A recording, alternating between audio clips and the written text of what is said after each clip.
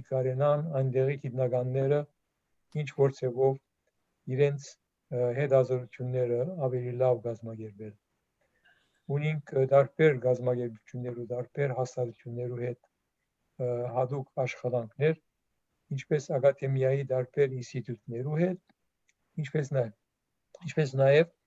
համալսարաններու հետ, պոլիտեխնիկի, պետական եւ այլն։ Արպայիմնարգի ամենաշատ աշխատանքները Հայաստանի մեջ են, սակայն այստեղ մենք կազմակերպենք այսպիսի դասախոսություններ կամ բանավեճեր տարբեր նյութերու շուրջ կամ հայերու հետ կապված կամ Հայաստանի հետ կապված։ Ով որ կփապակի օգտակարը լալ եւ ունի մասնագիտություն կրնա թիմել մեզի մեր email հասցեն է info@arpainstitute.org եւ մեր website-ը եթե երթակ arpainstitute www.arpainstitute.org այնտեղ նորեն մեր բոլոր գործունեության մասին կրնակ գտնել։ Մենք այսօր շատ ուրախ ենք եւ կգարձենք, որ լավ ցևով պիտի ներկայացվի նյութը, որ այսօրվա հետ շատ կապ ունի Հայաստանի ներկա վիճակին եւ մեր այսօրվա դասախոսն է Արման Գրիգորյանը։ Ինքը Լիհայ համալսարանի մեջ միջազգային հարաբերություններու բաժնին դասախոս է Պենսիլվանիա Բեթլեհեմ քաղաքի մեջ եւ ինքը հագամարտություններու եւ միջազգային հարաբերություններու տնտեսության մասնակետ է։ Պրոֆեսոր Գրիգորյանը ստացած է իր PhD-ին քաղաքական գիտություններու մեջ Կոլումբիա համալսարանին եւ իր մագիստրոսի վկայականը Շիկագոյի համալսարանին,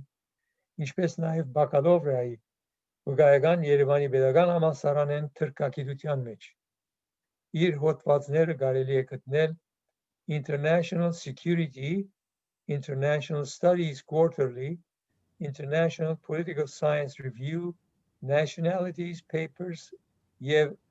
Ethnopolitics բարբերականներու մեջ։ Դոկտոր Գրիգորյանը խմբագրած է առաջապանը գրած է Լևոն Տեր-Պետրոսյանի ուշադրության անգլերեն թարգմանության եւ ինքը այժմ աշխատի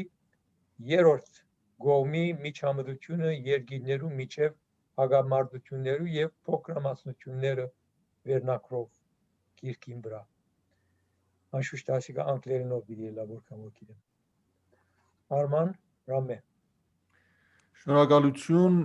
ես վստահ չէի, թե ինչ լեզվով պետք է խոսեմ, կնախընտրեք հայերեն թե անգլերեն։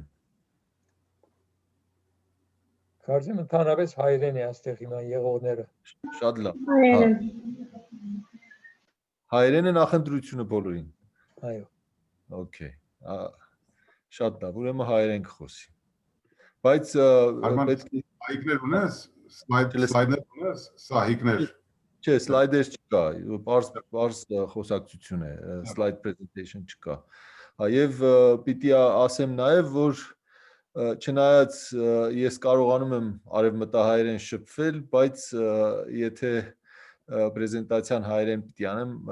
արևելահայերենով է լինելու իմ խոսքը, եւ հույս ունեմ դա խնդիր չի։ Չէ։ Ուրեմն թերևս սկսենք մի քանի պարզ փաստերի արձանագրումից։ Առաջին, Հայաստանը պարտվել է պատերազմում, որևէ այլ կերպ այդ արդյունքը նկարագրել հնարավոր չի։ Երկրորդ կարևոր արձանագրումը պիտի լինի այն, որ Հայաստանը շատ վճռական պարտություն է կրել, այսինքն պարտություններն էլ իրենց տարբեր սրության աստիճանը ունեն։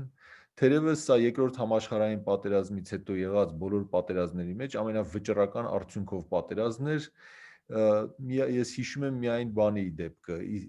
Հնդկաստանի եւ Պակիստանի պատերազմը 71 թվականի, որ նույնպես շատ ծանր ավարտ ունեցավ Պակիստանի համար։ Ուրիշ դեպք, որ այս տեսակ վճռական արդյունք ունենա, ես չեմ հիշում։ Երրորդ արձանագրումը, որ պետք է անեմ, այն է, որ եթե ռուսական միջամտությունը չլիներ եւ եթե ռուսները չկանգնեցնեին այս պատերազմը, զուտ ռազմի դաշտում ստեղծված իրադրության արդյունքում ամբողջ Ղարաբաղը կարող էին կորցնել եւ Հայաստանը նույնպես անպաշտպան էր։ Եվ ես սա ասում եմ հիմնվելով այն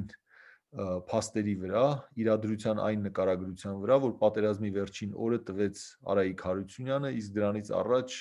Սամվել Բաբայանը Պաշտպանության խորհրդում ելույթ էր ունեցել, որի ձայնագրությունը հետագայում տարածվեց ինտերնետում, հայկական բանակը ուղղակի կատարելապես ուժասպառ էր եղել եւ զրկվել էր դիմադրությունը շարունակելու կարողությունից։ Հիմա ես ինչպես իմ ամփոփման մեջ արդեն նշել էի, նման արդյունքները սովորաբար զուտ գիտական տեսանկյունից, բայց ոչ միայն գիտական տեսանկյունից, մի տեսակ առեղծվածային են, որովհետև եթե այս տեսակ վճռական արդյունք է գրանցվում, հարց է առաջանում, թե ինչու պարտվող կողմը չկարողացավ կանխատեսել այդ պատերազմի արդյունքը եւ համապատասխան դիվանագիտական միջոցներ, դիվանագիտական քայլեր ձեռք առնել այդ պատերազմը կանխելու կամ այդ պատերազմից խուսափելու համար։ Հիմա այս հարցին մի շատ հետաքրքիր պատասխան գոյություն ունի, թերևս պատերազմի սկզբնական շրջանից արդեն այս տրամաբանությունը ինչի մասին հիմի պիտի խոսեմ, արդեն մեջտեղ էր բերվել եւ շատերը հակված են այս տրամաբանության վրա շեշտը դնելու։ Խոսքս այն մասին է, որ Հայաստանը ոչինչ չէր կարող անել այս պատերազմը կանխելու ուղղությամբ, որովհետև այս պատերազմը սկսել են Թուրքիան եւ Ադրբեջանը, դա մեկ, այսինքն Հայաստանը ինքը նախահարձակ չի եղել եւ նախաձեռնողը չի եղել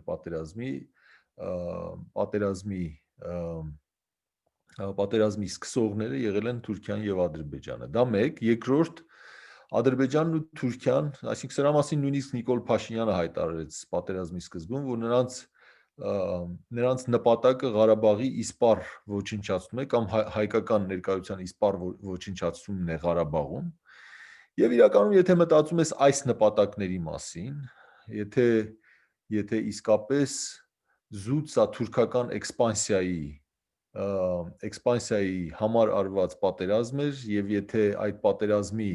հիմնական նպատակը Ղարաբաղի հայության իսպառ բնաջնջումն էր, այդ դեպքում իսկապես Հայաստանը ոչինչ չէր կարող անել, դրանք նպատակներ չեն, որոնք ենթակա էին բանակցության կամ դիվանագիտական ինչ որ քայլերի։ Բացի դրանից նաև կա այն տեսակետը, որ Հայաստանի վերաբերմունքը կամ Հայաստանի դիրքորոշումը Ղարաբաղի անկախության պահանջի հարցով միանգամայն արդարացի էր եւ եթե խոսքը գնում է այն մասին, որ Հայաստանը պետք է զիջումներ աներ այդ հարցում, սա ճիշտն ասած, սա ավելի կարելի է դիտարկել որպես երկրորդ տրամաբանություն, երկրորդ նարատիվ, այսպես ասած, որ Հայաստանը չէր կարող բանակցել կամ զիջումներ անել Ղարաբաղի անկախության, դե յուրե անկախության կամ Հայաստանին միացման իր պահանջի տեսանկյունից, որովհետև դա միանգամայն արդարացի պահանջ էր եւ այն ակնկալիքը, որ Հայաստանը այդ հարցում զիջումներ պիտի աներ պատերազմից խուսափելու համար, պարզապես անարդարացի կամ սխալ դիրքորոշում է։ Ուրեմն ես այս երկու տեսակետներն էլ մերժում եմ, այս երկու տեսակետներն էլ պետք է մերժվեն հետևյալ պատճառով։ Ես չգիտեմ, թե թուրքերի եւ ադրբեջանցիների գլխի մեջ ինչ ֆանտազիաներ կային ղարաբաղցիներին վերացնելու, ընդհանրապես Հայաստանը մեջտեղից հանելու, պանթուրքիստական ինչ-որ իմպերիա ստեղծելու, նեո-օսմանական ինչ-որ քաղաքականության հետ կապված եւ այլն։ Իրական միջազգային քաղաքականությունը երբեք հիմնված չի այդ տեսակ երազանքների, այդ տեսակ մեծ իղձերի վրա։ Իրական արտաքին քաղաքականությունը սովորաբար հիմնված է ինչ-որ օպերատիվ նպատակների վրա։ Մեկ եւ ասել, որ Ադրբեջանի կամ Թուրքիայի պահանջը Ղարաբաղի իսպառ վերացումներ, դա ճիշտ չի, որովհետև բանակցային սեղանին դրած ինչ-որ փաստաթղթեր կային, Ադրբեջանը մասնակից էր այդ բանակցություններին, Թուրքիան էլ ինչ-որ որպես այդ կազմակերպությունների եւ այդ process-ների անդամ ստիպված էր խոսակցություն տանել որոշակի պարամետրերի շուրջ, որոշակի հարցի լուծման որոշակի տրամաբանության շուրջ, եւ թե նրանց գլխի մեջ, նրանց երազների մեջ, նրանց, չգիտեմ, ենթագիտակցության մեջ ուրիշ ինչ կարող է լինել, դա այնքան էլ կարևոր չի։ Եվ ինչ փաստաթղթի մասին է խոսքը։ Փաստաթղթեր եղել են բազմաթիվ 97 թվականից սկսած, վերջին փաստաթուղթը բանակցային, որ եղել է սեղանի վրա, հայտնի Լավրովի պլանն էր, ըստ որի դա փուլային լուծման պլան էր,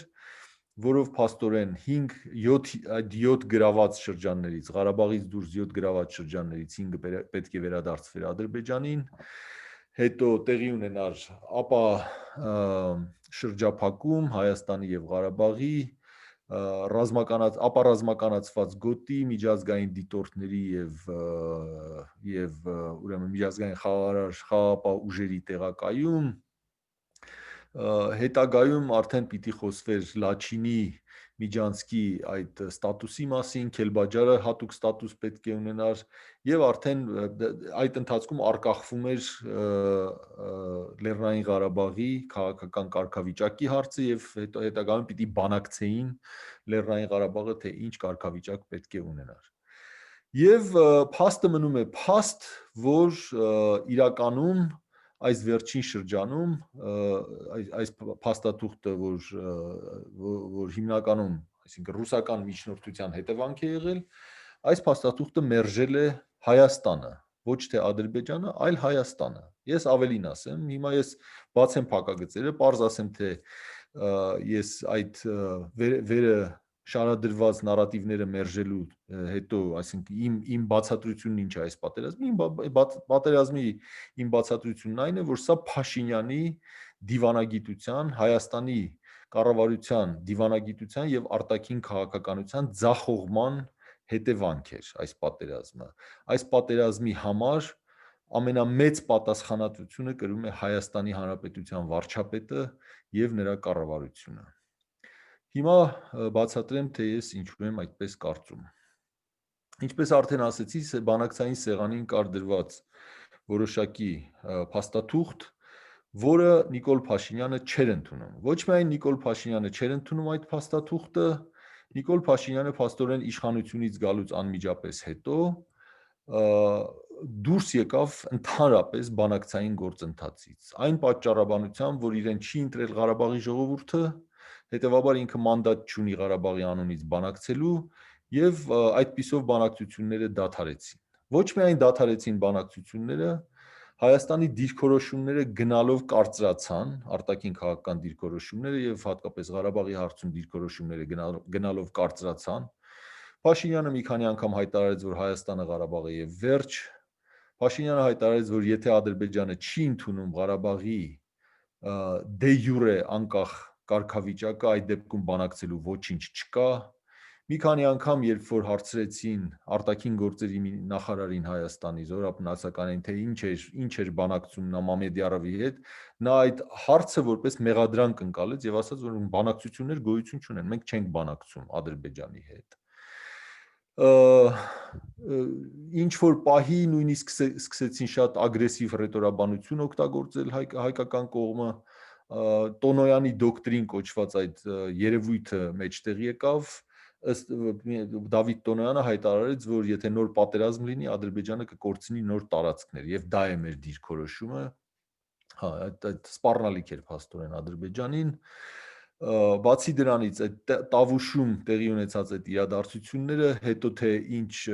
մեծ բանի վերածվեց Հայաստանում այդ տավուշի այդ էպիզոդը, երբ որ մենք մի հատ բան էինք գրավել, դիրք էինք գրավել տավուշում,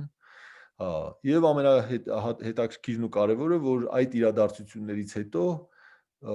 մեր նկատմամբ համարյա բացահայտ քննադատական դիրքորոշմամբ հանդես եկավ Ռուսաստանը, մասնավորապես Ռուսաստանի արտաքին գործերի նախարարը, որի ելույթները հատկապես մոտավորապես ասենք 20 թվականի հուլիսի այդ դեպքերից հետո, հուլիսին, օգոստոսին համարյա բաց տեքստով մեղադրում էին Հայաստանին բանակցային գործընթացը վիժեցնելու եւ ապակառուցողական դիրքորոշման մեջ։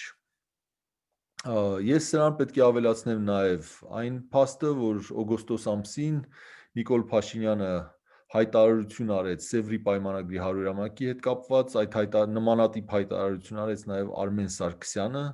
եւ նույն շրջանում Հայաստանը նաեւ միացավ արևելյան միջերկրական ծովում այդ իրադարձությունների շուրջ ստեղծված այդ հակաթուրքական կոալիցիային արտաքին գործերի նախարարության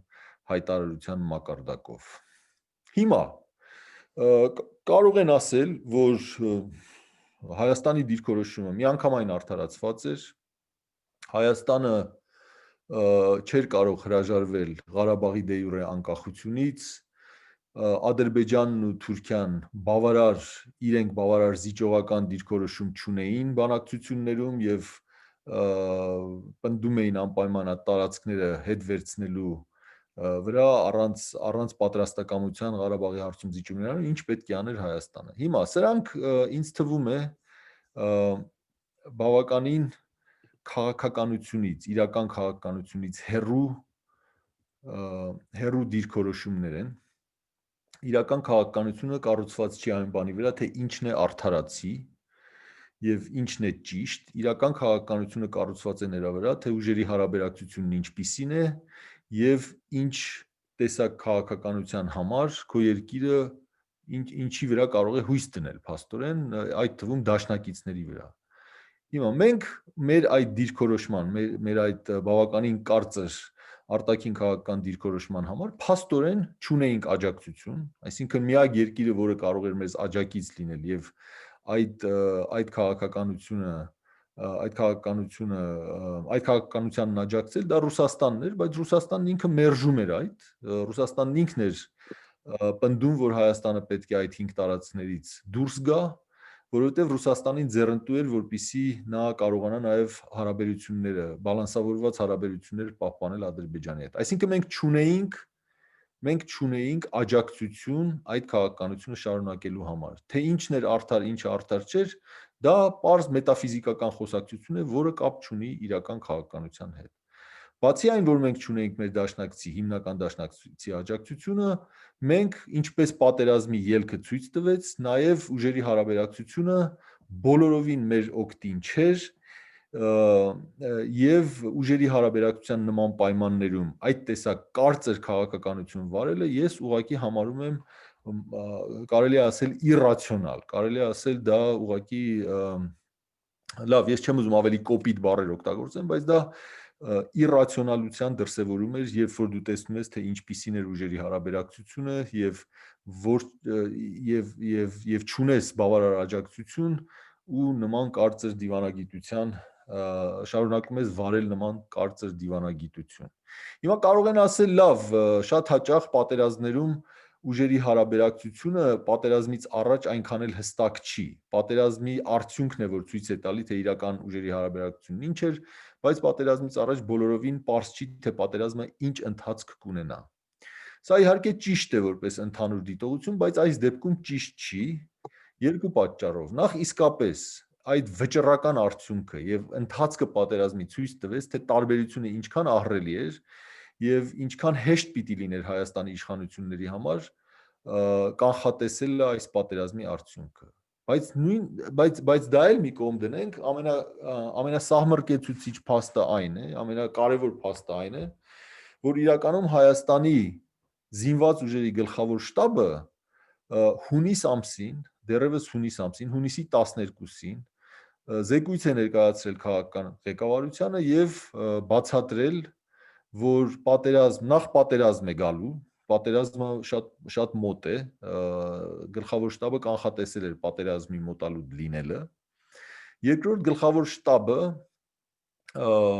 ասել էր քաղաքական ղեկավարությանը, տեղեկացրել էր քաղաքական ղեկավարությանը, որ պատերազմի արդյունքը մեր օգտին չի լինելու։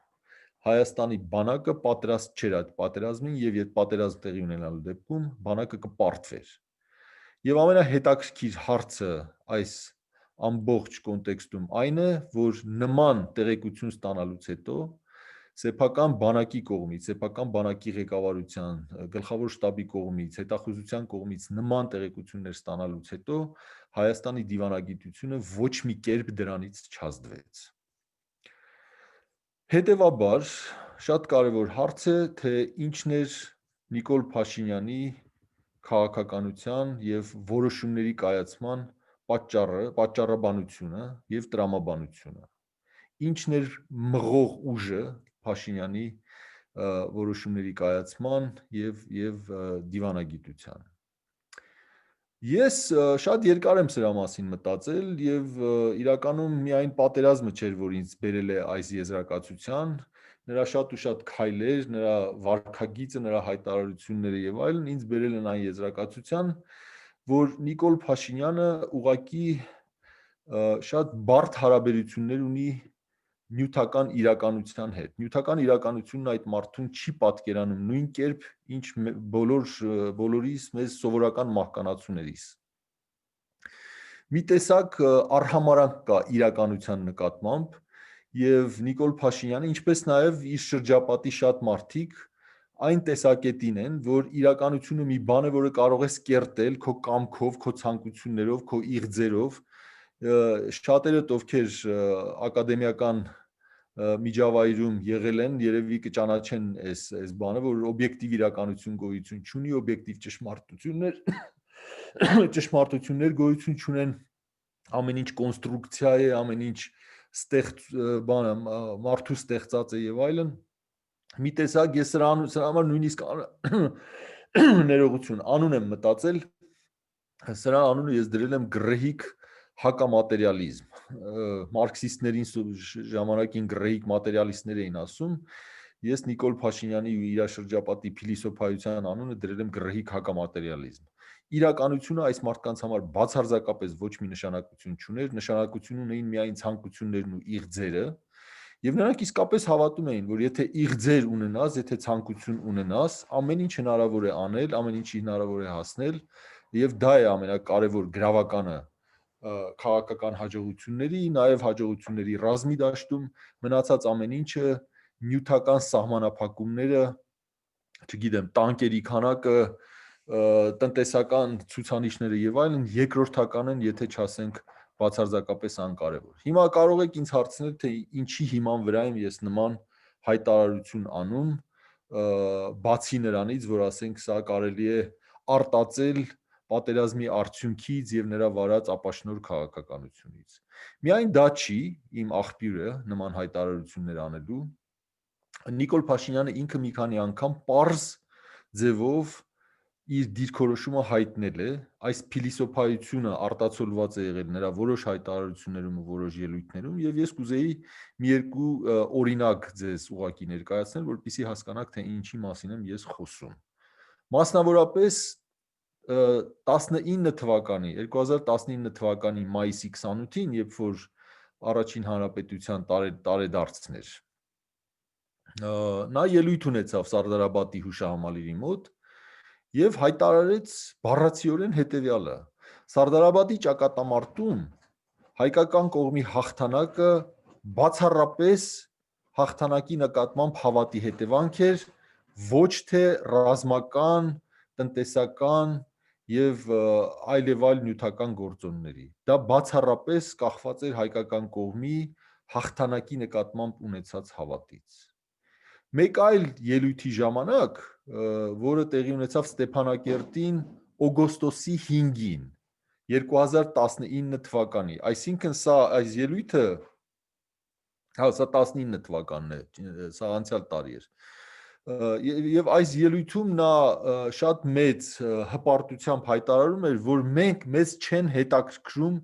իրատեսական ծրագրերը, մեզ հետաքրքրում են միայն անիրատեսական ծրագրերը։ Իսկ ինչ է սա նշանակում։ Հայաստանը ունի որոշակի ռեսուրսներ, որոշակի սահմանափակություններ, բաներ կա, որ Հայաստանի ուժերից վեր է եւ չի կարող անել։ Բայց մարդը հպարտորեն հայտարարում էր, որ իրեն իրատեսական այդ սովորական ծրագրերը չեն հետաքրքրում, նրան միայն անիրատեսական ծրագրերն են հետաքրքրում։ Սեպտեմբերի 18-ին արդեն այս տարվա, այսինքն պատերազմից 10 օր առաջ, 9 օր առաջ, Նիկոլ Փաշինյանը հայտարարեց, որ մենք բան ունենք, վճռականություն ունենք սխալներ անելու, եւ եթե մարդը սխալներ անելու եւ ռիսկեր վերցնելու վճռականություն չունենա, նա երբեք հաղթանակի չի հասնի։ Ես կրկնում եմ, սա պատերազմից 9 օր առաջ էր, հա, եւ սա ուղղակի բանի խաղամոլի հոգեբանության դրսևորում էր, ես ուրիշ անուն սրան չեմ կարող դնել։ Ուրեմն իրականության նկատմամբ այս տեսակ արհամարական վերաբերմունքը նյութական իրականության սահմանափակումների նկատմամբ նման արհամարական վերաբերմունքը շարունակեց իր սև գործը անել նաև պատերազմի ընթացքում։ Մասնավորապես երկու անգամ հայկական բանակը հակահարձակման փորձ արեց, որոնք ձախողվեցին եւ որոնք դատապարտված էին ձախողման, որովհետև պատերազմի արդեն երկրորդ երրորդ օրը պարզ էր դարձել, որ հակառակորդը օդուժի ուղակի անմրցելի գերակայություն ունի եւ որևէ հակահարձակման համար, այսինքն սրա համար մեծ ռազմական մասնագետ պետք չի լինել, եթե դու պիտի կիրառես քո զրահատեխնիկան եւ քո զրահատեխնիկան խոցելի է հակառակորդի օդուժին, ուրեմն դու իրավունք չունես նման բան նախաձեռնելու եւ տեղի ունեցավ հենց դա։ Երկրորդ հակահարձակումը ավելի սարսափելի էր, որովհետեւ այն ժամանակ արդեն զրահատեխնիկա չկար, ամբողջ զրահատեխնիկան ոչնչացրել էին ադրբեջանցիները եւ ինչ որ փոքրաթիվ հետևակային ուժերով Հայաստանի բանակը ինչ որ հակահարձակման փորձ արեց, որը նույնպես վերջացավ կատարյալ աղետով հայկական ուժերի համար։ Ամբողջ պատերազմի ընթացքում մի քանի առաջարկություն է եղել, որ եթե Նիկոլ Փաշինյանը վերադառնա այն նույն Լավրովի պլանին, որ պատերազմից առաջ սեղանին դրված է եղել, պատերազմը կդադարեցնեն եւ խաղաղ բանակցություններ կսկսվի։ Նույնիսկ այս մասին Պուտինը ասեց իր վերջի ելույթներից մեկում, ավելի ճիշտ Պուտինի խոսքը բանի մասին էր, Չուշիի մասին էր, որ առաջարկություն էր եղել հոկտեմբերի 20-ին կարծեմ, որ եթե ադրբեջանական բնակչությունը Շուշի վերադառնա, Շուշին կմնա հայկական վերահսկողության տակ եւ պատերազմը փաստորեն կարելի էր դադարեցնել մոտավորապես Լղիմի, Լեռնային Ղարաբաղի ինքնավար մարզի նախկին սահմաններով, չնայած Հադրութը այդ ժամանակ արդեն ադրբեջանցիները կարծեմ գրավել էին։ Ինչևէ, ասելիքս այն է, որ պատերազմի ժամանակ երբ արդեն հստակ էր, արդեն որևէ կասկած չկար, ես նորից եմ կրկնում, պատերազմի երկրորդ, երրորդ օրը արդեն հստակ էր, թե մենք ինչ խնդրի առաջ ենք կանգնած եւ ինչ տեսակ առավելություն ունի հակառակորդը, որի դեմ հայկական ուժերը որևէ հակամիջոց, հակաթույն պարզապես չունեն։ Եվ այդ պայմաններում նրանք շարունակեցին պատերազմը 44 օր, հայկական կողմը շարունակեց պատերազմը 44 օր, անընդհատ խոսակցություններ կային, որ շուտով բեկում է լինելու, շուտով ինչ որ պատերազմի ընթացքը փոխվելու է, բայց ելի եմ ասում, դրա համար որևէ արգումենտ, որևէ փաստարկ չկար, թե ինչի հաշվին նման բեկում կարող էր տեղի ունենալ։ Եվ պատերազմը նրանք փաստորեն Հայաստանի հայկական կողմը պատերազմը դադարեցրեց միայն այն բանից հետո, երբ այլևս հայկական բանակը կորցրել էր կռիվը շարունակելու ամբողջ կարողությունը, բանակը այլևս տեխնիկա էլ չէր մնացել, ըստ Սամվել Բաբայանի 4 հատ գաուբիցա, դա հաուիցերն է ռուսերեն, եւ երկու ռեակտիվ հրետանու կայանք էր մնացել եւ այդ բանն էլ, այդ հրետանին էլ կրակող չուներ այլևս, եւ նրանք ստիպված էին դադարեցնել պատերազմը, որովհետեւ այլևս շարունակելը որևէ իմաստ, որևէ պատրանք նույնիսկ չէր կարող լինել։ Սա նույնպես ես ասում եմ, ես կրկնում եմ, այս ամենը ցույց է տալիս, որ Հայաստանի ներկա ղեկավարը եւ նրա թիմը իրականության զգացողություն, իրականության հետ նորմալ հարաբերություն, ինչպես սովորական մահկանացուները չունեն։ Նրանք ապրում են ինչ որ շատ տարօրինակ պատրանքների ու երազանքների աշխարհում։ Հիմա ես չեմ ուզում ամբողջ մեղքը բարթել միայն Փաշինյանի կառավարության վրա։ Ես կարծում եմ, որ այս աղետի համար մի բան էլ ասեմ, Փաշինյանի վերաբերյալ մի բան էլ ասեմ քննադատական, հետո անցնեմ մյուսներին։ Ուրեմն պատերազմի ավարտից հետո Փաշինյանը այդ սովորություն ունի, այդ լայվերով ինքը մտնում եւ խոսում է ժողովրդի հետ իր Facebook-յան էջով, Եվ ինքը մի լայվի ընթացքում խոսեց այն մասին, որ ինքը իհարկե հասկանում էր, որ ուժերի հարաբերակցությունը մեր օգտին չի եւ որ պատերազմի վտանգը կա, բայց ասաց, որ ժողովրդի մոտ դա որևէ աջակցություն այդ փոխզիջումների ճանապարհով հարցը լուծելու այդ քաղաքականությունը չուներ։ Եվ եթե ինքը գնար դրան, հետեւաբար ինքը իշխանությունը կորցնելու էր եւ այլն։ Ես կարծում եմ, որ սա շատ ծանր խոստովանություն է։ Փաստորեն ըստ այդ խոստովանության նա գիտեր, որ Հայաստանը այդ տեսակ վտանգի առաջ է կանգնած, բայց փոխանակ ժողովրդին տեղեկացնելու եւ քաղաքական լիդերի այդ պատասխանատվությունն ու ռիսկը վերցնելու, որ թեկուզ կարող է եւ ժողովուրդը մերժեր նման քաղաքականությունը կամ նա կարող է ներքին քաղաքական խնդիրներ ունենար, եթե խոսեր կոմպրոմիսների մասին կամ Լավրովի պլանը ընդունելու մասին,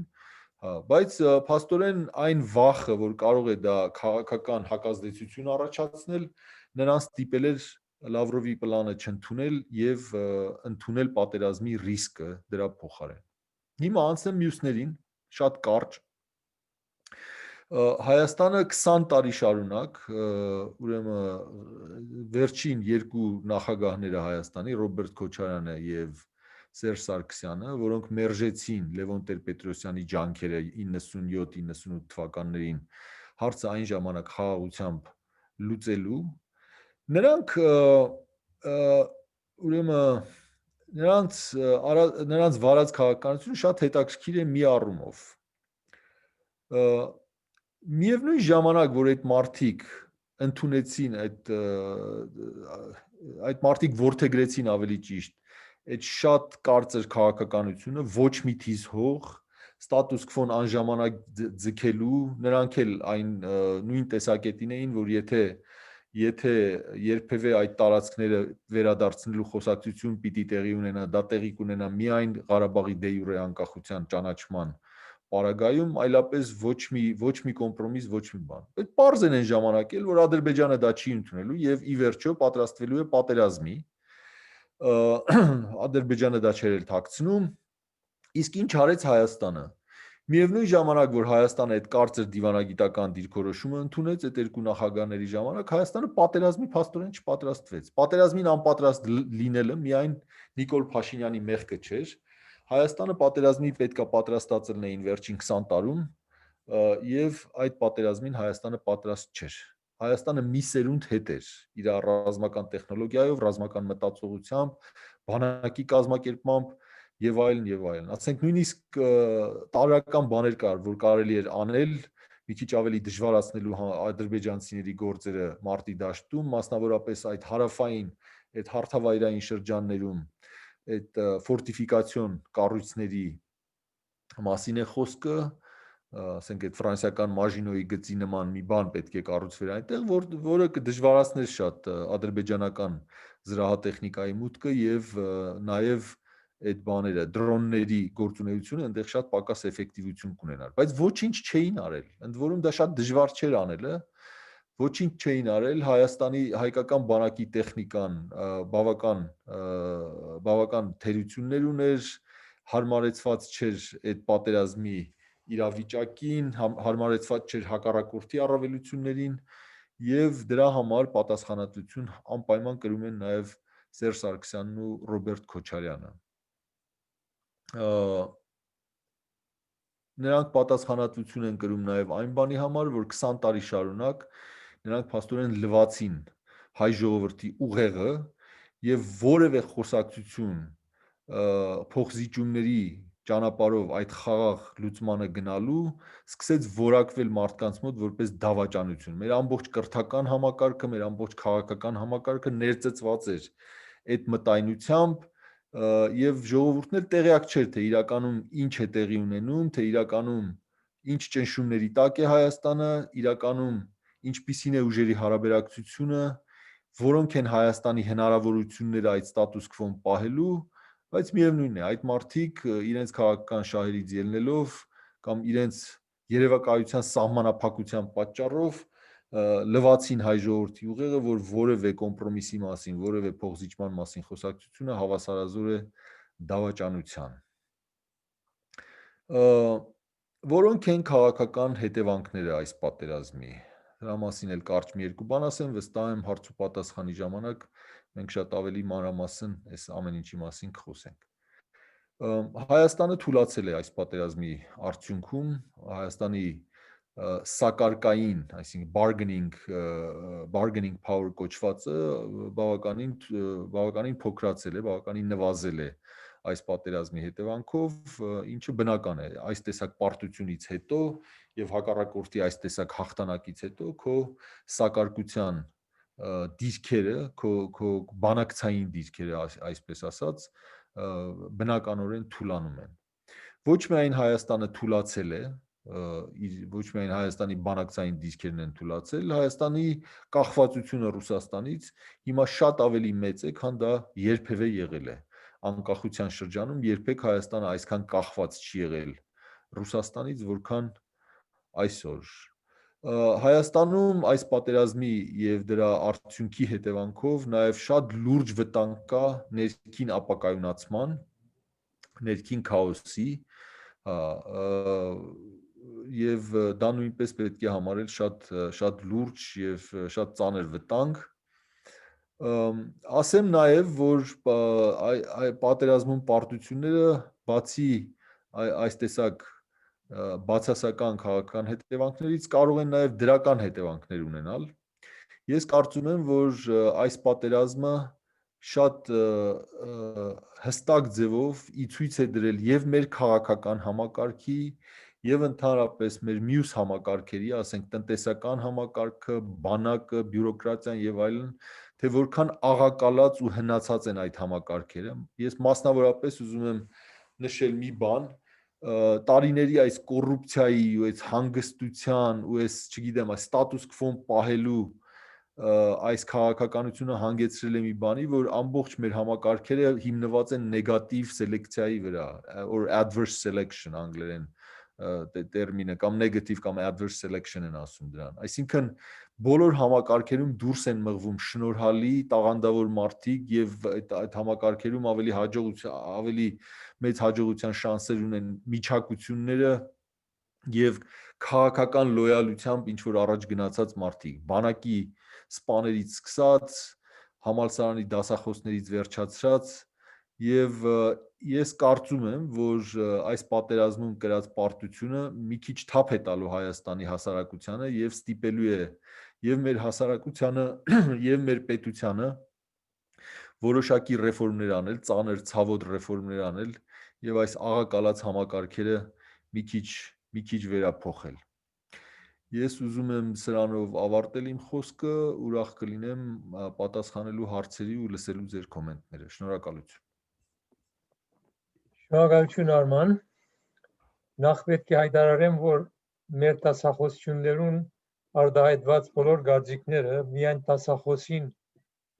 կպատկանի եւ արփա հիմնարկի անպայման որդեգրած ծևը չէ։ Երկրորդ, մենք կփափակենք նախ ձեր բոլորին խնդրել, որ եթե ունիք բարեկամներ, ծանոթներ, որոնք կփափակին այսպիսի դասախոսություններու հետևիլ, գրգեցեք մեզի իրենց email հասցեները, որովհետև մենք բոլոր մեր հայտարարությունները միայն email-ով կղրգենք եւ նաեւ անշուշտ Facebook-ի վրա կտնենք եւ Twitter-ով կղրգենք եւ այլն, բայց գլխավորաբար email-ով։ Ուրեմն եթե կրնակ մեզի իրենց email հասցեները գրգեցեք։ Երրորդ, ձեր հարցումները շատ պիտի խնդրենք, որ գրեք chat room-ի, այդտեղ chat կա, ամենավարը եթե երթակ, chat-ի դեղը կա, այնտեղ եթե կարելի է ձեր հարցումները դրեք, որպեսզի մենք կարենանք այստեղ են կարդալ եւ պատասխանները այնադեն Արմանը կրնա ներկայացնել պատասխանը։ Այստեղ հարցումը կա, որ անգլերենով գրված է, երկու հարցում իրականության մեջ։ Has Azerbaijan accepted Lavrov's plan? Առաջին հարցում։ Ադրբեջանը ուրեմն ժամանակին ինչ որ պլաններ մերժել է, ինձ վերջերս ասացին, որ ինչ որ մի ժամանակ առաջ Լավրովի պլանն են նրանք մերժել, բայց պատերազմից առաջ վերջին շրջանում Ադրբեջանը պատրաստ էր ընդունելու Լավրովի պլանը, Հայաստանն էր մերժում։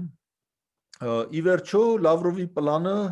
նաև մեջտեղ եկավ պատերազմի ժամանակ, հենց պատերազմի ընթացքում դա առաջարկվել էր եւ նորից մերժողը հայկական կողմն էր եղել։ Հիմա եթե նույնիսկ Ադրբեջանը մերժած լիներ այդ պլանը, դա որևէ կերպ չի արդարացնում հայկական կողմի վարքագիծը, մասնավորապես այդ պլանը մերժելը, հատկապես ելնելով այն բանից, որ մերժելու դեպքում, եթե դու պատրաստ չես պատերազմի, ես չգիտեմ քո հույսը ինչ է ուղղակի։ Բայց ելի եմ ասում, իմ ունեցած տեղեկություններով վերջին շրջանում Ադրբեջանը պատրաստ էր ընդունելու Լավրովի պլանը եւ պատերազմի ընթացքում հատկապես այդ առաջարկը նույնպես եղել է եւ դա մերժվել է Հայաստանի կողմից։ Երկրորդ հարցում այստեղ do you think the fact that this war took place when it did, the lack of direct Russian military assistance and the outcome of the war had anything to do with the Pashinyan's relationship with Russia or lack thereof? Would this war and this same outcome have occurred under a different prime minister? Իմ կարծիքով, եթե նույն տեսակ, նույն կերպ որևէ Հայաստանի որևէ ղեկավար շարունակեր մերժել եւ բանակցություններից դուրս գար ընդհանրապես, անկախ Ռուսաստանի հետ ունեցած հարաբերություններից, վերջնական արդյունքը դա էր լինելու։ Գուցե,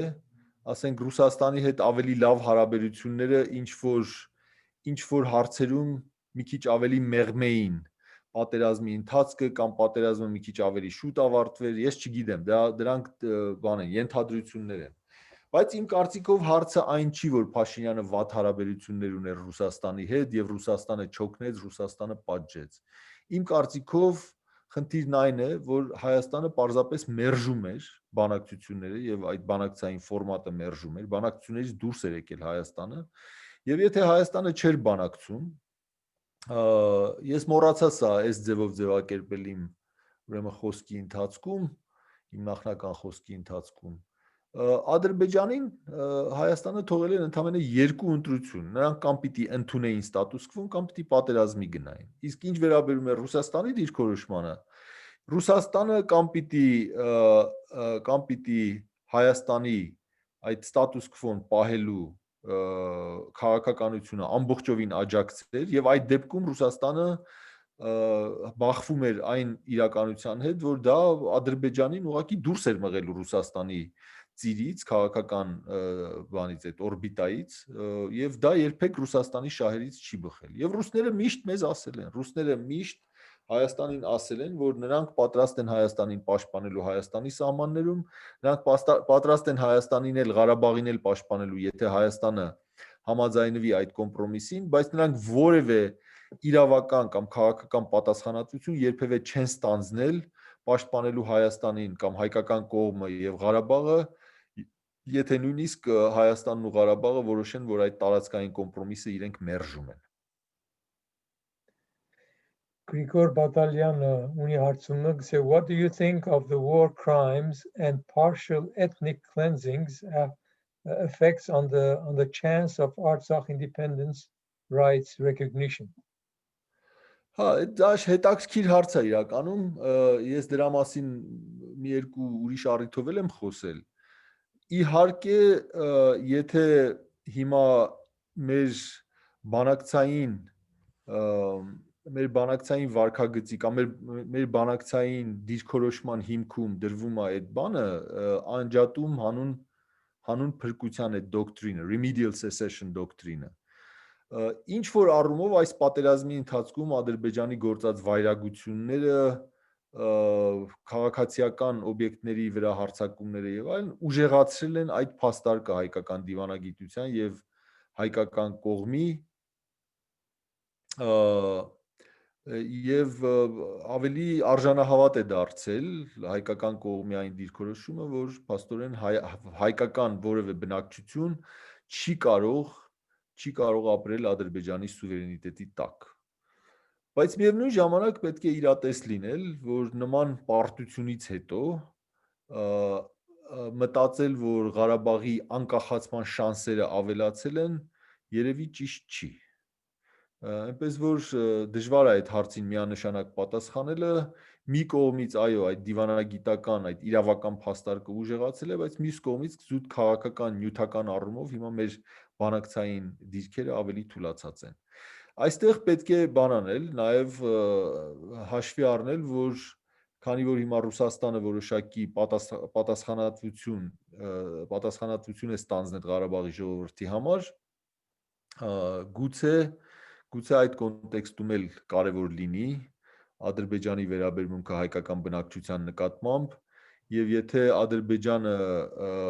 շատ համառի կամ շարունակի ինչ-որ բաներ անել, ինձ թվում է արդեն բախվելու է Ռուսաստանի հետ։ Բայց դրա մասին ես շատ մանրամասն հիմա չեմ ուզում խոսել։ Հաջորդ հարցումը Սամին է, գսե is it time to return Nakhichevan and open Armenian-Turkey borders and if possible for diaspora Armenians to repatriate to the land with Turkey building apartments for them to live and explore economically for the benefit of the whole region under the Russian guidance? I'm not sure I got all of it. What does it mean to? Is it time for Nakhichevan to be? Are we talking about Nakhichevan to be annexed to Armenia? Yes, չեմ տեսնում հարցը։ Քիչ մեկ արդեն սա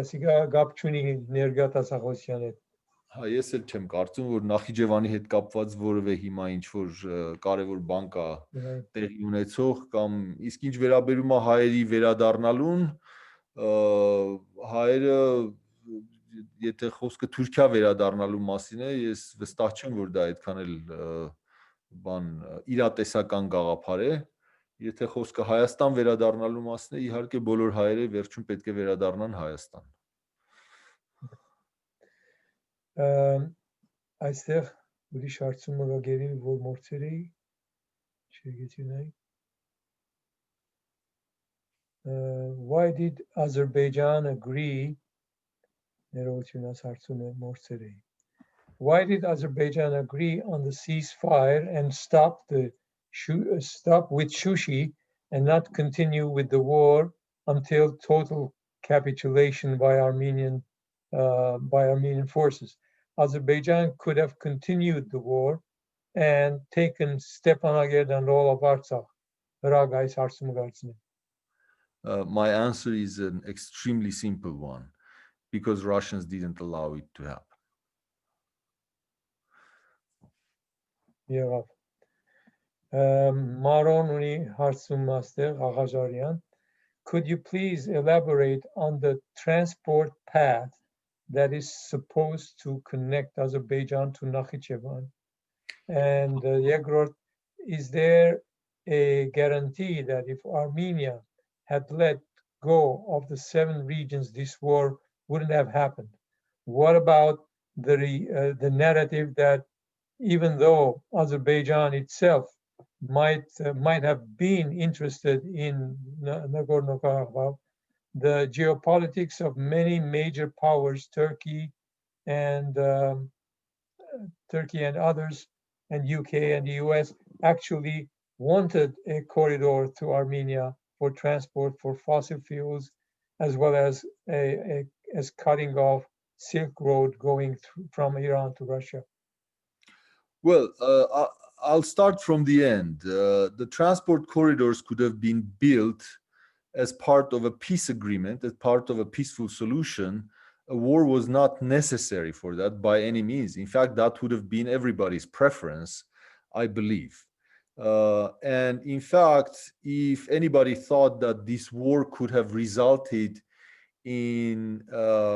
wresting control over southern Armenia from Armenia, that was not going to happen. That is a piece of real estate that is strategically important, not only for Armenia, and I should also remind the audience that Russia does have a treaty obligation to come to Armenia's military aid if Armenia proper is attacked. So I'm not of the opinion that this was not a war that was launched by Azerbaijan. Azerbaijan was a minor actor here. It was, all these other great powers, etc., etc. No, Azerbaijan is the country that started the war. Of course, Azerbaijan had the support of Turkey, and Azerbaijan was not deterred by Russia, especially up to a certain point of its military gains. The second part of the question is a very important one, and it has been one of the most frequently debated questions in Armenian politics and among policy analysts and pundits. And the argument has been against those who have advocated a peaceful resolution, who have advocated accepting of one of those peace plans in the past, including the Lavrov plan. The argument has been that if Armenia conceded these territories, it would not have solved anything. In fact, Armenian Karabakh would have become much more vulnerable now that this security zone has been ceded to Azerbaijan, and they would have become much easier to attack. Now, nobody would have given back these territories without taking something in exchange, right? So there were going to be security guarantees in exchange for the concession of these territories, namely a demilitarized zone, the stationing of peacekeepers, and the most important thing that would have happened as a part of a treaty that would end the conflict. Armenia would be granted the legal right for intervention if Azerbaijan were to attack Karabakh, and that would have triggered the Russian treaty with Armenia as well. So in the case of a solution to the conflict, if the Lavrov plan was implemented, and if Karabakh came under attack, then you could argue that Russia would have a treaty obligation to protect it, and it would be considered aggression on the part of Azerbaijan, which wasn't the case when they attacked now. So that would have been the difference, and it is not true. I don't think it is true that ceding these territories, relinquishing the Armenian control over these territories, would have made Armenia and Azerbaijan and Karabakh more vulnerable. In fact, we were more vulnerable as the subsequent events showed. We were much more vulnerable holding on to them than if we agreed to the Lavrov plan. The other one is the transport path. Yes, the transport path. It is something to worry about a little bit, because it is part of this of the ceasefire agreement, and Armenia has taken up an obligation to guarantee secure passage of Azerbaijani goods and means of transportation through Armenian territory to Nakhichevan, and in exchange, Armenia has gotten the right to exercise, to use the Lachin corridor for entering Karabakh. And in previous documents, nothing of the sort had been mentioned. It was understood that there would be a deblockade of all the communications, and certainly Azerbaijanis would be able to use the Armenian roads to go to Nakhichevan. But the specific mention of an obligation for Armenia to provide that is something to worry about a little bit, but I wouldn't worry about it too much, right? So it's not like they have taken away Armenian sovereignty over Meghri or over any part of southern Armenia. So I think we should be alert to this problem, but not panic about it. Ratri has a question. She says, what about the global issues related to what happened and Israel's participation? And is this something that is the beginning of a series of turbulent situations that will be taking place in the region in the future, towards Iran, for example. Yeah, it is always one of my main worries. I think one of the worst things that can happen to Armenia, and from the perspective of Armenia's national security interests, is if Israel or the United States or a combination of Israel and the United States were to attack Iran. That would be quite dangerous and quite bad for Armenia. Has this become more likely? I don't know. I think this problem has been around for a good part of a couple of decades, and there is a constant pressure in that direction. So I don't want to make any predictions as to whether Iran will be attacked eventually, but it's a real possibility. It's a pressure that is not going away. So I don't know what else to say about it. It's a real danger, and it would be very bad for Armenia if it were to happen. Արախանջանը գսե թե ինչպես Ռուսիան չի դեսավ Թուրքիո ուժը եւ ինքը չի պատրաստվեցավ, չի պատասխանեց։ Թուրքիան Ադրբեջանին գրնակ գեցավ, բայց Ռուսիան Հայաստանին չօգնեց։ Ինչպես Ռուսիան չի միջամտեց ավելի շուտ։ Ինչպես որ արդեն ես ասեցի, Ռուսիան երբեք որևէ պարտականություն չէր ստանձնած Հայաստանին աջակցելու անկախ ամեն ինչից, անկախ թե Հայաստանի վերաբերմունք վարքագիծը ինչ կլիներ։ Ռուսիան միշտ Ռուսիայի պաշտոնական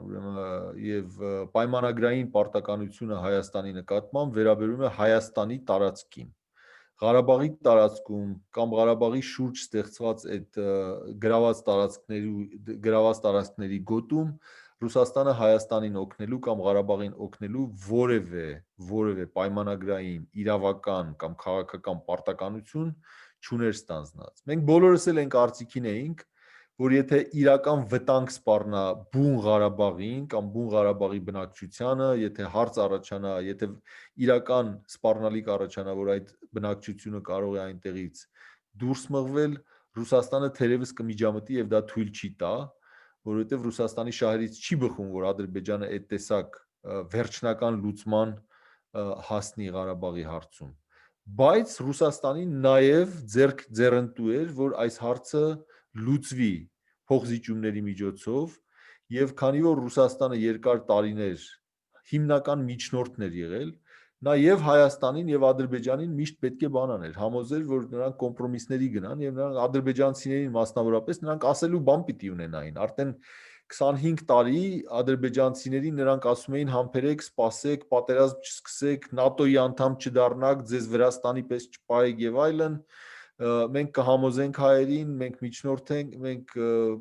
սերտ դաշնակցային հարաբերություններ ունենք Հայաստանի հետ եւ այս հարցը կլուծենք։ Հիմնական լուծողը մենք ենք լինելու, ամենահավանական լուծողը այս հարցի մենք ենք։ Եվ նրանք ունեին այդ շահագրգռվածությունը հարցը լուծելու կոմպրոմիսների միջոցով, որպեսզի Ադրբեջանն էլ ինչ-որ բան ստանար։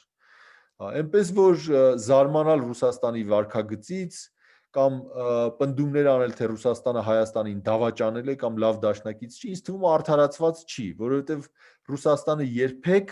չի տվել ինչ-որ խոստում, մենք կամ չի արտահայտել ինչ-որ շահ, մենք ենք Ռուսաստանին ինչ-որ բաներ վերագրել այս համատեքստում, եւ հետո երբ որ այդ մեր վերագրածը ճիշտ դուրս չի եկել, մենք Ռուսաստանից նեղացել ենք, որը ինձ թվում է ճիշտ չի, արդարացի չի դա։ Այստեղ Սուզանա Թերյանը հարցնում է, wasn't there any advisor in Pashinyan's team to suggest a different option for addressing issues of Artsakh? Whom do you see as, if there is anyone, as possible candidate replacing Pashinyan in Armenia? Okay, so I think the rumors that Pashinyan doesn't take advice very easily are probably accurate, and it has been the evidence for it is overwhelming. Did Pashinyan have advisors? I don't know if he had advisors or if he needed advisors. He had a general staff. I mean, as I pointed out in my presentation, the General Staff of the Armed Forces of Armenia gave a presentation on June the 12th and told him that his diplomacy essentially needed to change. Armenia was not ready for a war, and if something doesn't change, a war is going to happen. I mean, that was the message of that statement, and it was released recently by Onik Gasparian, General Onik Gasparian, who is the head of the Armenian Army's General Staff. So that advice was given. It wasn't that he didn't get the information, he didn't get the advice, he didn't get the warning. It was given and he chose to ignore it. And a lot of us are trying to puzzle this out. I think future historians are going to try and understand what drove the man's decision making. So far, the only reasonable hypothesis one can come up with is that the man doesn't have a proper sense of reality. He, especially after the success of his revolution, I think he has decided that, you know, there is some kind of a mystical power that he has, and that he can overcome the constraints of reality, and he can make impossible things happen. I mean, there's just way too much evidence of that sort of thinking by Pashinyan and by his supporters to dismiss it. So he did get advice, he did have information, he just didn't take it, and he has a certain way of thinking about politics that is quite dangerous, and you know, I think that's what led to this catastrophe. Who do I think should replace Pashinyan? If you think, if you're asking about anybody inside the government, I don't know. I don't know who can replace Pashinyan and whether that would solve any problem. Frankly, I think Pashinyan should go. I think Pashinyan's government should go. I don't think any government that is responsible for this scale of a catastrophe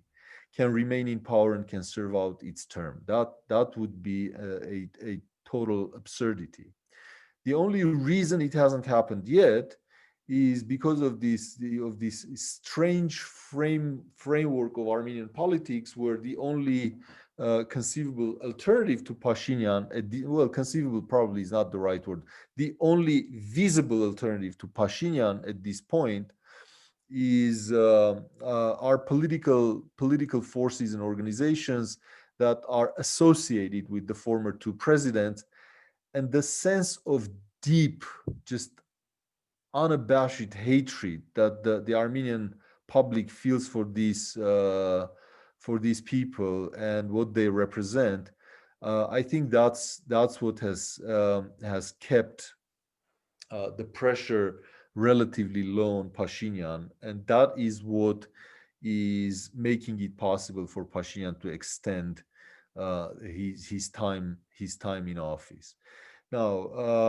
are there others who can aspire to replace him? I think there is one political force only and one political leader in Armenia who has the credibility to criticize Pashinyan and to criticize this entire politics of the entire politics of the last 20 years, and that's naturally Levon Ter-Petrosyan, because he was the person who in 1997, 1998 predicted this outcome. He warned the public and the political elites that this is what was going to happen if Armenia did not come to terms, if Armenia did not go for a compromise solution, and his dire predictions have come to pass. And the political force that Ter-Petrosyan has led for the last 12 years or so was the only one in the 2017 elections that advocated for a peaceful resolution of the Karabakh conflict and for a compromise. And again, there were warnings issued at the time and predictions made that refusal to do so is going to result in a catastrophe for Armenia. Now, naturally, such a political force should have the credibility and should have the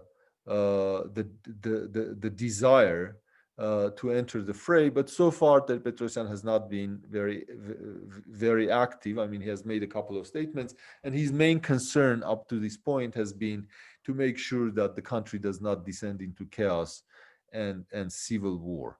What will happen in the upcoming few months and weeks, it's hard to say because it's a very dynamic situation. Anything can happen. New forces and new people might emerge that can become credible alternatives to both Pashinyan and the political forces associated with Robert Kocharian and Serge Sarkisyan. So I'll stop there. Okay, Grigor Badalyan says, do you think the 2018 revolution and Serge Sarkisyan's easy resignation and Russia's not interference was with the knowledge of what's coming in 2020? No, I don't. You don't, okay. Georg Pambukshan says, can we say now that maximalist views are dangerous for Armenian diplomacy? If we can't say it now, we will never be able to say it. Of course, you're absolutely right. Maximalism and refusal to adjust your diplomacy and your behavior to the power you have and to the allies you have and to the commitments you have by those allies has been the source of the catastrophe for Armenia. We absolutely should refuse this kind of maximalism in our politics. Jora asks, how do you see the Armenian historical and architectural monuments in the returned regions can be preserved? Do you think UNESCO or other similar international organizations can help? If so, how? And I guess we need to add here, was there any point in the ceasefire agreement related to these issues? I don't remember if I don't think the ceasefire agreement had any provision for it, because that's really not an item to be considered for a ceasefire agreement. But Vladimir Putin made a statement a few days ago saying that Ghazan Chetsotz and Dadivank are under his personal protection. And they had already vandalized Ghazan Chetsotz after the capture of Shushi. UNESCO probably will get involved. I'm not an expert on this issue. I don't know much about it. I don't know how effective UNESCO is usually. Recently, I heard some people talk about UNESCO having failed their mission in Syria, for example. They didn't do enough to protect the monuments in Syria. Hopefully the situation will be different in Karabakh, and so hopefully both the Russians and UNESCO will impress it upon Azerbaijan that these monuments are not to be touched. I don't know if I can say anything else about that. Shahin Mananyan says, is supporting Pashinyan's leadership towards beneficial and looking forward for improvements and changes, is it any benefit? And what else can be done to move forward? Pashinyan has demonstrated his utter incompetence. I mean, if a government is responsible for this scale of a catastrophe, I mean, governments resign for a lot less usually. I mean, we cannot simply say, well, it was a mistake and, we're going to support Pashinyan because he wants to conduct reforms, or, he's honest, he's not taking bribes, whatever. I mean, this is a massive catastrophe. It has demonstrated his inability to make proper decisions, and it's dangerous to have such a leader in power. I mean, he cannot make correct decisions. Not only that, even before the war,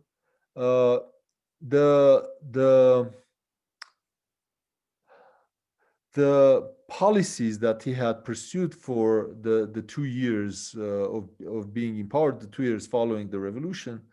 I mean, he had very little to report. I mean, they paved some roads and the corruption had gone down and maybe some tax collection had improved. I mean, one of the things I will give him a lot of credit for is that people were not fearful anymore. And that's a major difference. However, I mean, he failed to enact any serious reforms in the judiciary, in the educational system. The back and forth with the Constitutional Court was just absolutely ridiculous. What happened there? He completely messed up the trial of Robert Kocharian and the March 1st. He did not do anything to, I mean, one of the major promises he had made was to go after the oligarchs and people who had plundered Armenia and to take back these resources from them. None of that was done. I mean, some just minor episodes in the first few months of his prime ministership. So really, if you look at the record, he has very little to show for it.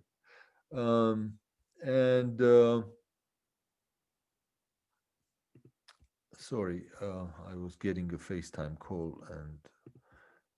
yeah. So I don't think Pashinyan deserves to serve out his term. I think he's not a competent leader, and the thing that has completely convinced me that he cannot be trusted with this office, when I found out about the report of the General Staff on June 12th, I mean,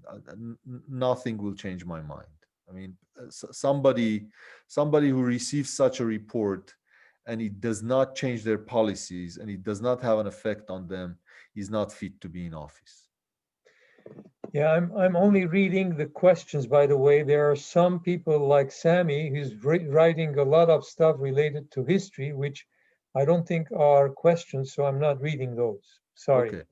Yeah. Georg Pambukian says again, how would you evaluate the role of the diaspora during this war? Well, I mean, the diaspora was very actively engaged. There were demonstrations all over the place. There was a fundraising drive. Now, there were all sorts of uncomfortable debates as to whether that was enough, whether the diaspora could have done more, whether there should have been more volunteers from diaspora to go and fight in Karabakh. I don't know if these sort of expectations or these sort of arguments are reasonable. First of all, I think one thing that we should know is that this was a war of technology, and volunteers and just basic untrained infantry soldiers were not going to do anything. How much more the diaspora could have done in terms of fundraising, maybe it could have done more, but based on what kind of criterion and what sort of scale are we judging this? What is the objectively correct standard for how much the diaspora should have done? I would actually focus on something else with regard to the diaspora's participation or even culpability in certain things in Armenian politics. I think the diaspora, not the diaspora per se, but the most active and visible diasporan organizations have always supported the most belligerent politics, the most belligerent attitudes in Armenia, and they have been particularly hostile to those who have pursued the more moderate line and who have been in favor of normalized relations between Armenia and Turkey, who have been in favor of a compromise solution to the Karabakh conflict. And this was especially true in the early 90s. I mean, I'm not revealing any secrets when I tell you about the conflicts between Dashnaktutun in particular and Levon Ter-Petrosyan's government. And over time, the diaspora has the most visible political participation that the diaspora has had has been more in the direction of making compromise less possible and supporting the sort of politics of not an inch of land, no compromise, Karabakh is ours, and those territories are not occupied but liberated. So in that sense, probably some segments of the diaspora bear responsibility for it. But I would be careful about making generalizing remarks about the diaspora and how much it should have helped. Again, I don't know what the standard is as to what the correct amount of help is from the diaspora. The question from Hrag says, how about if Armenian President Armen Sarkisyan replaces Pashinyan? I don't like that idea. I mean, Armen Sarkisyan, at best, he could be a temporary solution to a problem. At best, he could be somebody who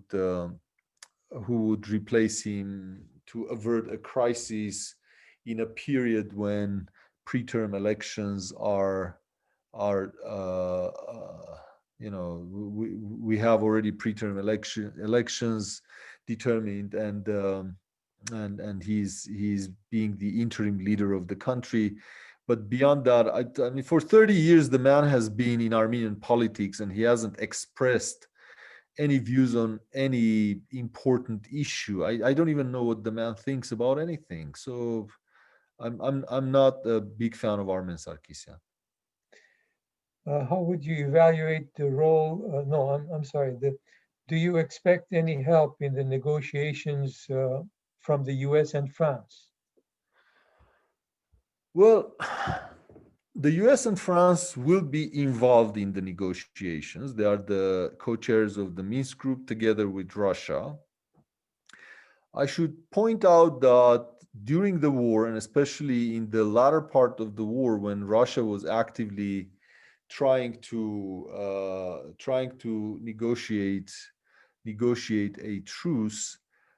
France and Russia did not get involved and did not hinder the Russian efforts. They did not criticize Russia for stationing the peacekeeping forces, which in the past they have been opposed to this idea of a unilateral Russian military presence in Karabakh. In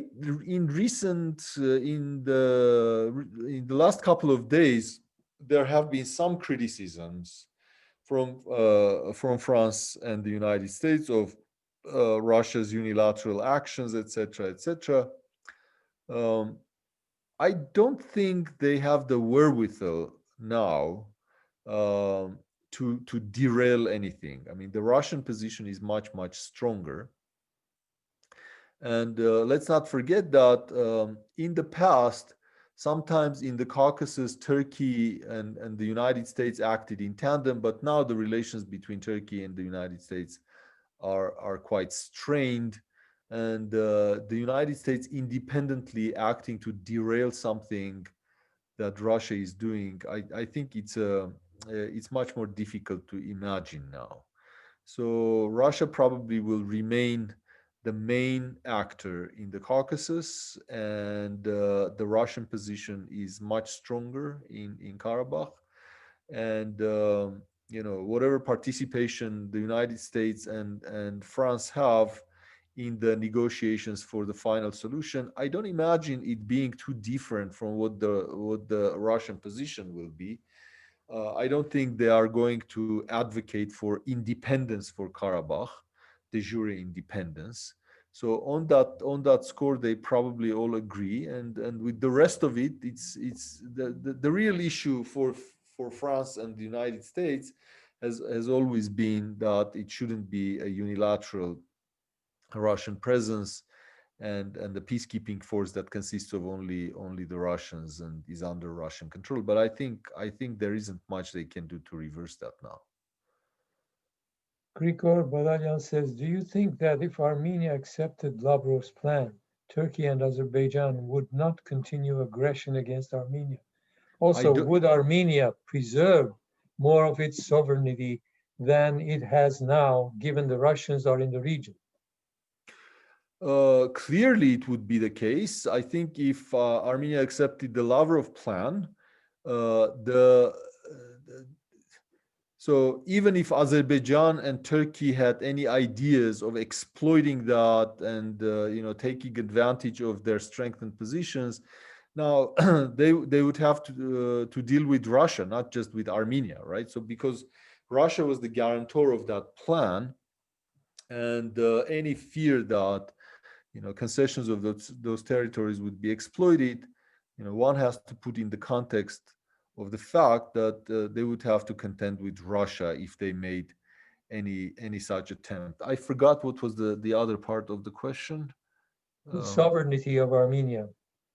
Yeah, well, the sovereignty of Armenia has been much more dramatically compromised now when it lost the war, and it was Russians who had to come and rescue us and protect us and resupply us. And clearly, this is much worse in terms of compromises on our sovereignty than would have been the case if we accepted the Lavrov plan. Even if acceptance of the Lavrov plan, I mean, first of all, I don't understand how the acceptance of the Lavrov plan would have compromised our sovereignty. So this really has compromised our sovereignty, and I don't know why the Lavrov plan would have compromised our sovereignty. Karot Davidyan is asking, is Armenia's democratic involvement in danger of reverting back to the authoritarianism? Probably. I would worry about that. I think such a blow to the Pashinyan government and the revolution. I mean, this has discredited the revolution. This has discredited the political force of which Pashinyan is the leader, and they have been the advocates for democratic Armenia after Robert Kocharian and Serge Sarkisyan, and their weakening could not go without consequence for democracy in Armenia. But there are other things that are probably going to undermine the evolution of democracy in Armenia. I mean, this is going to have a devastating economic effect on Armenia, and this is going to have a further bad demographic effect. I think a lot of people might decide to leave. I mean, that's one of my main fears, that there might be another wave of immigration from Armenia. The fact that now Armenia is under a stronger Russian influence might not bode well for democratic evolution of Armenia either. So yes, and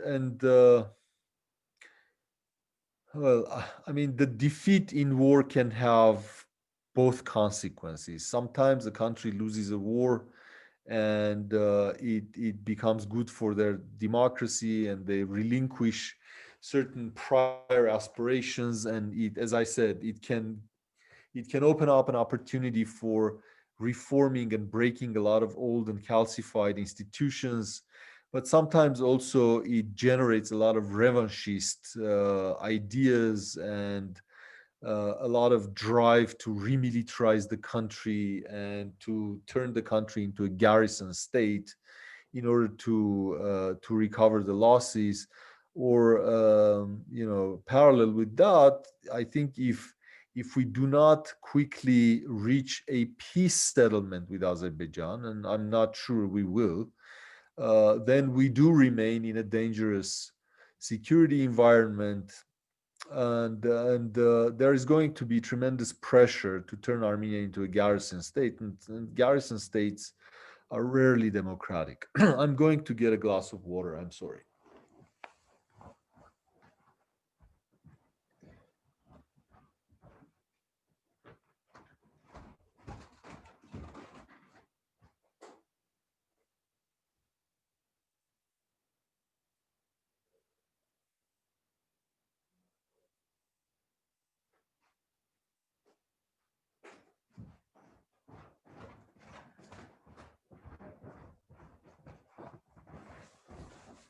my throat stopped cooperating with me.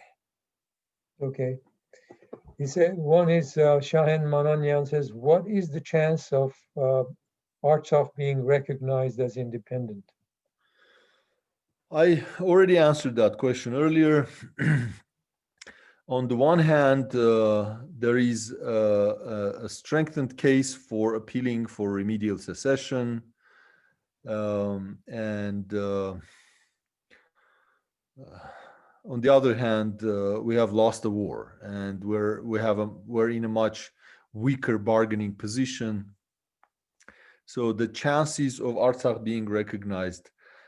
as I see it now, are not very high. Now, the other cases, the other recent cases where some regions like Artsakh have been recognized, like Kosovo, like South Ossetia, like Abkhazia, they have all been cases where some great power has had a strong interest in doing that. So such recognitions are usually not the consequence of some legal argument and some moral principle. It usually happens when some great power has an interest in doing so. I mean, we have many other cases in the world where you have compact populations of ethnic minorities that are not being supported in their drives for independence. I mean, Kurds are the most obvious example. So unfortunately, in our case also, I don't see any great power that has incentives to recognize Artsakh, and probably won't change in the visible future. All right, the last question is from Gebor Pambukian again. What would be the impact on Armenia if Turkey is excluded from NATO? Well, I'm not sure it will be obviously a good thing for Armenia. If Turkey is excluded from NATO, even without Turkey being excluded from NATO, the tensions between the West and Turkey, between the United States and Turkey, have brought Turkey and Russia closer to each other. And I think there is a certain element in Russian strategy, in Russian foreign policy, which is directed toward finding wedges inside NATO and exploiting them. And I think a lot of the cooperation that Russia has had with Turkey has been a manifestation of that policy. Now, if Turkey and Russia become partners, and there is more of a rapprochement between these countries, I'm not sure Armenia will necessarily benefit from it. NATO also sometimes it's simultaneously it's a force, it's a power aggregation mechanism. So Turkey is much stronger if it can rely on NATO's support, but at the same time, such alliances are sometimes have a restraining function as well. And I think it would be good for Armenia if Turkey was restrained by NATO. So I'm not sure the continuing drift of Turkey away from NATO is necessarily a good thing for Armenia. I'll tell you more. A while back, I mean, this has stopped being an active topic of conversations for a few years now, but when Turkey was a candidate for the European Union, I was in favor of it. Most Armenians weren't. Most Armenians lobbied and demonstrated against it, and for understandable emotional reasons. I was in favor of it because it would be a country next door to Armenia that would be restrained by all sorts of things having to do with European Union rules, and European Union membership is a very valuable thing, and it would have a tremendous restraining effect on Turkey. So I think NATO has somewhat of a similar function as well, and I wouldn't want Turkey to leave NATO. Okay, Maro Ghazarian says, thank you for your answers, but additional questions are, does the transport path mentioned, does it mean that Azerbaijan would be paying a transit fee to Armenia? And second, if Pashinyan hasn't signed the agreement, would Russia enter the war because of the helicopter that was shot down? And did Azerbaijan agree to sign the ceasefire agreement because of the shooting of the helicopter? And what is your prediction for the future? Will there be a more than 5 years Russian presence? Okay, so let me take these one at a time. I don't think, well, at the very least, there was nothing mentioned in the ceasefire document about a transit fee. And also, if Armenia were to demand a transit fee, then Azerbaijan would demand a transit fee for Lachin. Maybe in the future when, well, I don't know. I mean, when there is the deblockade and the use of other Armenian roads and communications, transit fee issues will become a part of the conversation. But as far as the ceasefire agreement is concerned, and that particular point about a transportation corridor to Nakhichevan, I don't think fees were mentioned. So I don't know if any conversation about that has taken place. If Pashinyan hadn't signed the agreement, would Russia enter the war then, despite other announcements, because of its helicopter shutdown? I don't think the shutdown of the helicopter would have been enough to trigger that. I mean, the question is phrased in a way that I'm having a hard time answering it. So if Pashinyan hadn't signed the agreement, would Russia enter the war? Well, I mean, Pashinyan signed the agreement only when the game was up completely. So one could argue that without Pashinyan's agreement, Russia wouldn't have entered the war. But Pashinyan, and if they were to enter the war without Pashinyan's agreement, probably they would have done it earlier. But I don't think it had anything to do with the shutdown of the helicopter. Also, did Azerbaijan agreeing to sign it have anything to do with either the helicopter shutdown or Iran moving its army near the border? I don't think so. I think Azerbaijan agreed to it because it knew that a further push might meet a very serious Russian sanction and a very serious Russian response, including a military one, and it did not want to risk it. What is your prediction for future? Will there be a war in 5 years or in 10? I don't know who I'm quoting here, but one very witty person said, I don't like to make predictions, especially about the future. So I'll leave it at that. I hope not, but I mean, I don't like making such predictions because predictions have to be based on some kind of an analysis, and so many things are out of our control now, and there are so many things and processes that one cannot reasonably account for to make an intelligent case as to whether there will be a war in 5 years or in 10. So it will just depend on way too many factors that are not visible yet. Okay, thank you very much, Arman. And thank you for everybody, all the questions and your patience for this, for listening to this. If there are any questions or comments, let me know. Otherwise, thank you all, and we'll see you next time. The next presentation is on December 5, Saturday again. This time it will be at 10 a.m. in the morning, Pacific Standard Time. And the speaker will be Eric Hagopian.